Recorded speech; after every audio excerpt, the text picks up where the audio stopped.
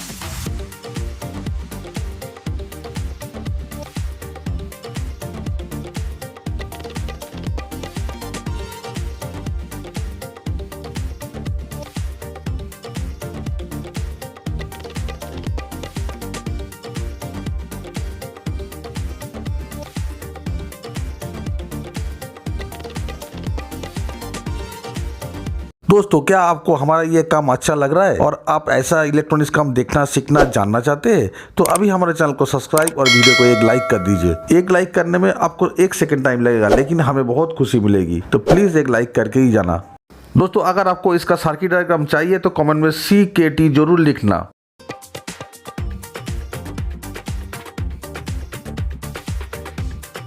अगर आप ऐसे बना लेंगे बल्ब को तो आप किसी भी जगह पे आप इसको यूज कर सकते हैं। बिजली चले जाने के बाद आप इसको इमरजेंसी की तरह यूज कर सकते हैं। सिर्फ 2 रुपये खर्च करके आप इस बल्ब को टॉर्च की तरह यूज कर सकते हैं। फिर मिलते हैं और एक नए वीडियो के साथ, तब तक के लिए आज्ञा दीजिए।